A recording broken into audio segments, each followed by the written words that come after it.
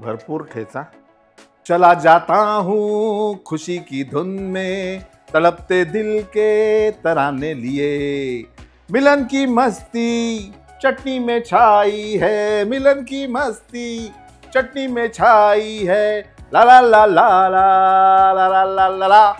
नमस्कार, master recipes मध्ये सगळ्यांचं मनापासून स्वागत। आणि तुम्ही म्हणाल नेहमी माझा आवडता विषय जो असतो ना, परंपरा, संस्कृती, पारंपरिक पदार्थ, तर हे पदार्थ खानदेश, जळगाव, विदर्भ, कोकण, पश्चिम हे सगळ्यांची वेगवेगळी खासियत आहे। त्यातली कळणाची भाकरी नावाचा जो प्रकार आहे तो आपल्या खानदेशात खूप प्रसिद्ध आहे।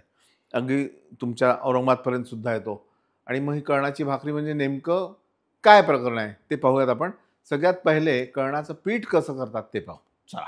तर कळणाची भाकर आणि कळणाची पुरी असे दोन प्रकार असतात। कळणाची भाकर तयार करताना आत्ता जे आपण पीठ तयार करतोय त्याच्यातूनच भाकर तयार करतात, पण कळणाची पुरी जेव्हा आपण करतो तर त्यामध्ये कणकीचा वापर करतात। तर आता पहिले कळणाचं पीठ आपण तयार करू। साधारण 1 किलो मी ज्वारी घेतली आहे आणि अर्धा किलो काळे उडीद घेतले आहे अख्खे, आणि त्यामध्ये 1 चमचाभर आपल्याला मेथी दाणा घालायचा आहे।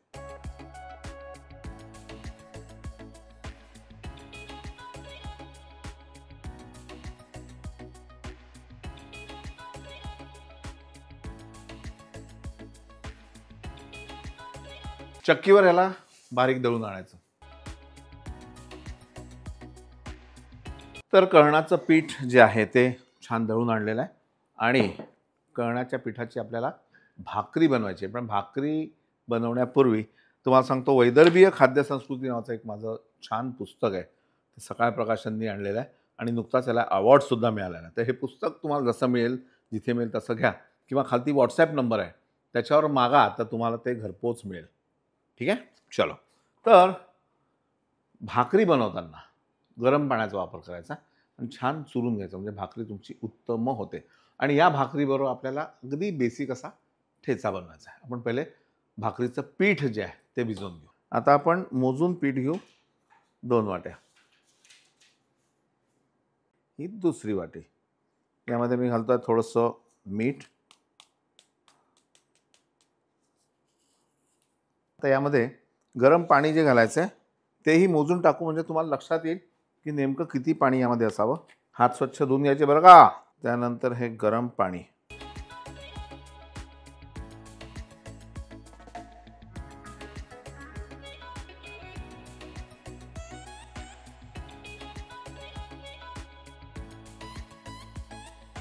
साधारण आता 1 वाटी मी पाणी घातलंय।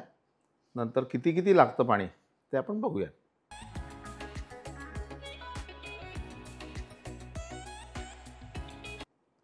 आणि अजून थोडंसं पाणी टाकू आपण। हे साधारण पाव वाटी पाणी घेतलं आहे मी, पण पूर्ण वापरणार नाही, थोडं थोडं वापरू।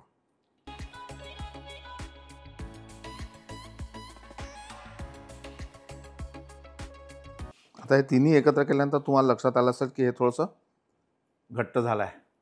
तर हे उरलेलं पाणी आपण थोडं थोडं परत वापरू।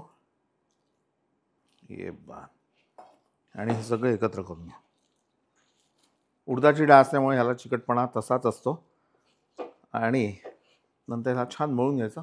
एक 5-10 मिनटं ठेवायचं, जास्त वेळ ठेवायचं नाही, नाहीतर ह्याला परत पाणी सुटेल, मग गडबड होईल। त्याच्यामुळे ह्याला असं ठेवू, जे काय मुरायचं ते मुरेल, आणि नंतर मग याची आपण भाकर बनवू। आत्ता ही जी परात मी वापरतो आहे ती कास्याची परात आहे। तुम्ही पितळेच्या परातीत करा, तांब्याच्या परातीत करा।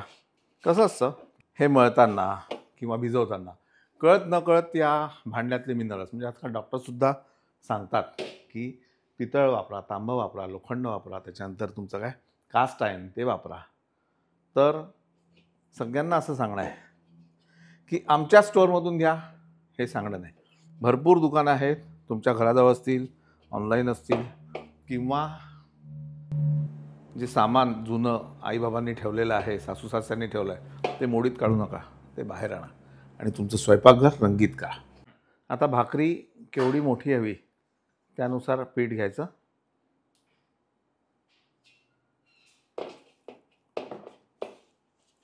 आणि ते छान पुन्हा एकदा मळून घ्यायचं।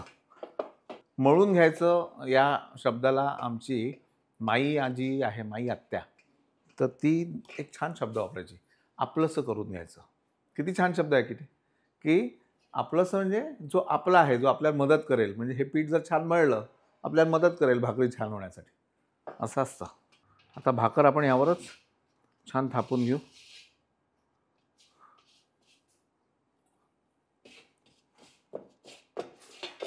अर्थात मी काही रोज भाकर बनवत नाही, पण तरी पण मी प्रयत्न करतोय. हां, पाण्याचा हात घेऊन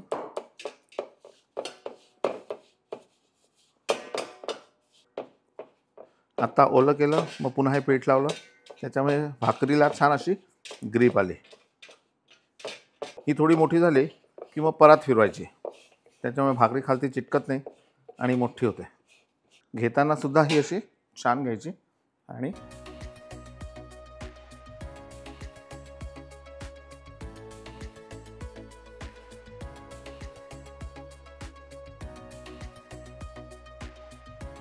असं वारून भाकरीला पाणी का लावतात? आपण ही भाकर जी आहे ती पिठामध्ये मोठी केली तर त्याला पीठ लागलं होतं, तर ते कोरडं कोरडं वाटतं आणि क्रॅक्सही होतात, पडतात आणि एक छान पापुद्रा मिळतो पाणी लावल्याने. तो पापुद्रा कसा होतो ते पाहाल तुम्ही आता.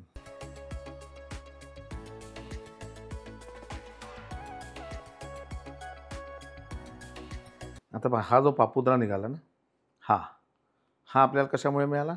पाणी लावल्यामुळे. मग तुम्हाला एकदा भाजायची तर डिरेक्टली तुम्ही गॅसवर सुद्धा ती भाजू शकता.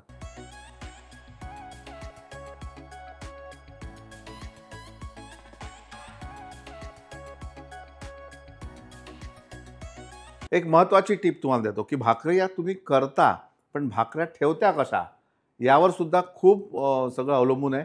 भाकरी करून आपण याच्यात ठेवली, आता खाली बघा तुम्ही, भाकरीला पाणी सुटतं असं, आणि मग भाकरी ओली होती.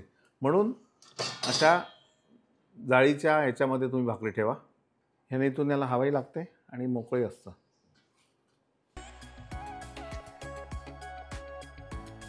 जुनी माणसं धोरणी होती. आता धोरणी म्हणजे कशी, की जसं हा तवा आहे, या तव्यावरच भाकऱ्या भाजल्या, त्याच्यावरच ती ठेचा आहे ते परतून घेतला, बडग्यावर कुटलं आणि भाकर आणि हिरव्या मिरचीचा ठेचा खाल्ला.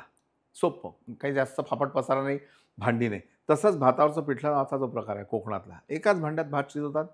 70-80% भात शिजल्यानंतर त्याच्यावर पिठल्याचं जे काय असतं सामग्री ती टाकतात, झाकून ठेवतात. 20-30% भात शिजतो, त्या एनर्जीने पिठलं पण शिजतं आणि पिठलं भात एकत्र मुळ्या गोविंदाने आनंदाने खातात, आहे की नाही? तसं आपण करतोय. त्याच तव्यावर आता आपण ठेचा बनवून घेऊ.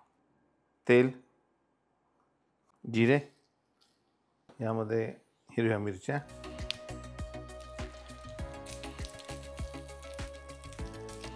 लसूण,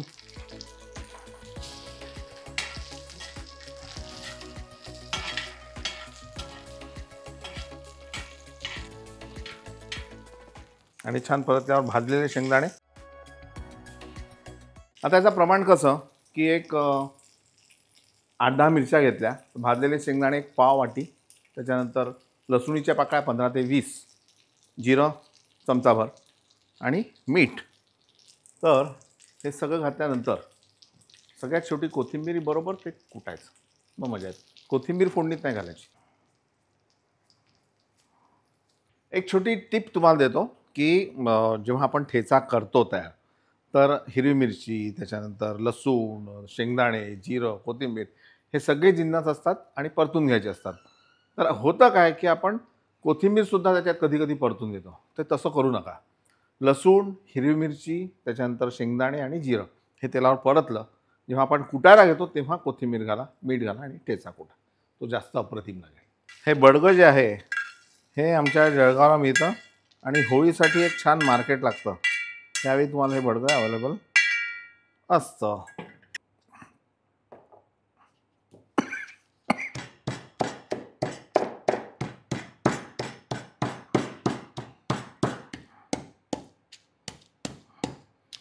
हा बडगं जे आहे लाकडाचं भांडं, हे मी जसं म्हटलं की जळगावला मिळतं, जळगावच्या बाहेर. तसंच आमच्या इथे अमरावती जो बैरामबाची यात्रा येते, तर ती साधारण यात्रा सुरू होते दिवाळी नंतर आणि नंतर पुढे फेब्रुवारीपर्यंत असते. तेवढ्या काळात हे सगळं